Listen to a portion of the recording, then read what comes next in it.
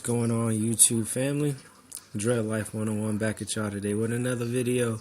So today we're going to do this a little bit differently versus the way we usually do it in the bathroom. If you've been watching my other videos, if you haven't been, make sure you go back and check those out because they got a lot of information. Now today what we're going to talk about is dreadlock alopecia. Now, is it the same thing as traction alopecia? Yes, motherfucker, it's the same exact thing. This is for all those people that keep retightening and retwisting their hair every 2 days, and your hairline is turning into the back of your neck, and you got an inch or more space between your dreads now, and you got no hair on the top or the sides of your hair, or you got these huge bald spots. This video is for y'all. Y'all need to pay attention and understand the value of your hair and why you don't need to be twisting it and doing stuff to it all the time. Like, let's just go in on this real quick. Let's break it down and figure out what the actual definition of alopecia is in the first place. So, traction alopecia. Circumscribed or diffuse loss of hair resulting from repetitive traction on the hair by pulling or twisting. Also occurs after excessive application of hair softeners such as permanent, wave solutions, or hot combs. Alopecia marginalis is a form of traction alopecia. So, for all you people that keep retwisting your hair and just keep doing this and that to your hair and putting it in a style and doing this and doing that, you need to stop. Because you're gonna, in the end result, lose your hair. And if you're growing dreads or you have natural forming hair, that is going to defeat the entire purpose of us trying to grow our hair, right? Because we want to grow our hair, we want to have nice flowing, long, thick, or cylindrical locks, whatever size you want. But we want our roots to be nice. We don't want to have a whole bunch of hair loss because that's doing too much, right? So let's look at some of these pictures and see if we can guess and see what is going on with their hair. Now this lady, or well, looks to be a lady, I'm gonna say right off the rip, it looks like she was probably tightening her hair too much. Why do I say that? Is because the bottom of her hair looks a little bit thicker than the roots do. Once you start retightening and retwisting your hair so much, it's gonna stress out your scalp. It's going to stress out your hair, and it's also going to restrict the flow of air, going to restrict the flow of nutrients into your hair and in your scalp as well. Now, ain't nothing wrong with having your dreads twisted tight. Ain't nothing wrong with having your dreads twisted tight. Everybody likes the fresh look or the new crispy look with your dreads, like, obviously, but when it starts resulting in you losing your hair, I mean, something's got to give. Like, you gotta stop doing too much. I myself, I know for a fact that my grandfather had psoriasis of the scalp, and I got some of that as well. Like, my hair and my scalp is super sensitive. Like, it's only like a few things I can put on my hair and a few methods I can use to keep my hair and my scalp in really good condition. And if I don't stick to that regimen, my hair and my body let me know immediately. I start getting like these pimples on my scalp. I start scratching my scalp. My scalp starts getting dry and flaky, and it's just a rough, irritating time. And then ultimately, the top of your head starts looking like this. Like, you start getting these weird gaps in between your dreads. Like, who wants to go through that? Like, that's ridiculous. That's doing way too much. What we want to be doing is retwisting maybe once or twice a month and not that damn tight. Like, you really ready for this? Alright, do y'all see this? That's ridiculous. That's crazy. Here's a lady with sister locks, and she has it, and it looks like everybody usually gets it around the same part of their head, like they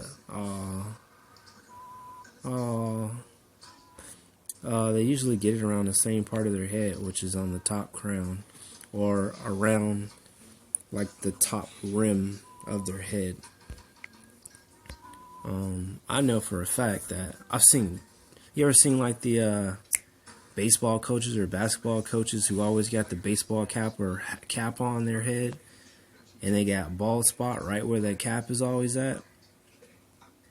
Duh. Stop wearing the damn cap. It's wearing your damn hair thin.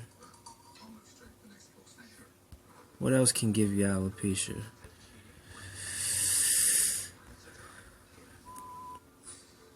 Dang, he missing a whole section of his dreads. His is growing back though. I'm gonna say that's probably, I'm just guessing, I don't know, but he probably had some type of bacteria or fungus build up inside of his hair and they fell out.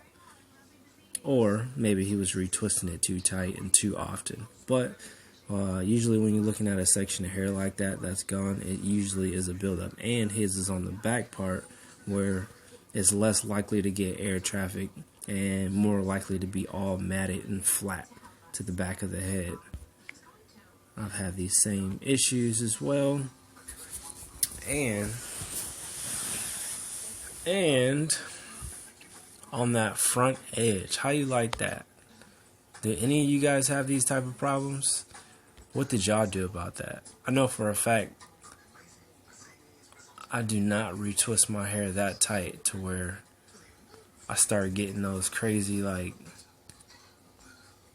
missing front edges. I know I got a big forehead, but all my hair that's there is there, and the hair that ain't there, I intentionally cut it like that.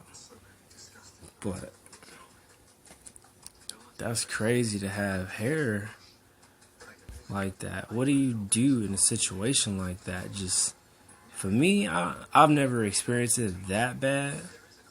But me, I wouldn't do nothing. I would oil it, I would wash it, and I would just fucking freeform the shit out of my head until I got my motherfucking head back together, because that is crazy. It seemed like the most of the people who, oh man, oh my lord, most of the people who get this is people with like either synthetic hair in their hair or they're using way too many chemicals and products in their head. Straighteners, the freaking, oh man, those kits. Oh, I'd be so mad if I was her. And I'm sorry if some of y'all are watching this and this is actually y'all. I'm just on Google. I'm not like intentionally trying to make fun of nobody. I'm just trying to spread awareness and knowledge and information and show y'all that you gotta have some type of balance and some kind of respect for your hair. Because if not, you're gonna end up looking like nobody's business. And I know we don't want that, especially if you got dreadlocks or you're thinking about growing dreadlocks or you just enjoy having your hair, period. Now this one right here, this photo right here is exactly the same spot and type of alopecia I was having when I was wearing a do-rag all the time. Having it just cut off that lower ring right around the back part of my head. Like if you put on a hat, you just put your hand back there, right along that back line where the hat ends is where I was losing a bunch of hair from wearing the do-rag all the time. It was way too tight and it was just causing traction. But I mean, I couldn't notice it. Like it wasn't hurting or nothing like that. I wasn't in pain. But I always had like thin hair back there. And I'm like, why the heck? Like even below that, I have thick hair. I have nice hair. But on that one on that line where my do-rag is and it's wrapped around my head is no hair. And that's why. It's because I was using that goddamn do-rag. I don't use that shit now. Do you guys know any methods to like bring your hair back to life after you do that? Like what can you do? I would assume just stop fucking with your hair. I'm gonna look more into this alopecia thing and regrowing your hair. From what I know and how I was explained, once you lose the actual follicle, like the actual pocket, the pore, the root that it's growing out of, there ain't no getting it back. Like, and if it does come back, it's gonna take a really long time to come back. But if you're older, you probably ain't gonna have no choice of getting that back unless you got really, really strong, tough genetics when it comes to your hair. I would say she looks like she interlocks her hair, and my opinion, interlocks has always been a no-go when it comes to dreads. For me, anyway. Some people need it. Some people could do it. If you gonna do it, don't do it too damn tight, because obviously it's ripping your hair. And another thing for me, scratching my scalp, and I don't really take care of my fingernails like that. I bite them off, so I leave these dents inside of my fingernails, and then when I scratch my hair on the top of the scalp, it'll be pulling and snagging like little small hairs. Man, y'all better stop. I better stop too, right? Look at that. She got a synthetic hair in, pulling her damn hair out, pulling that hairline back. Yo, that's all I got for y'all. I just wanted to share that real quick. Make sure that y'all make sure y'all comment. Leave a comment down in the section box, especially if you've experienced this. If you went through this yourself, share with us and let us know, did you bounce back from it? How'd you bounce back? Do you know anybody that went through that? Did they have to cut their hair?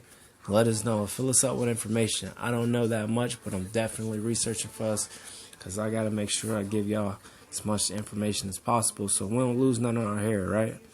And that's all I got for y'all today. Dread Life 101. I'ma holla at you.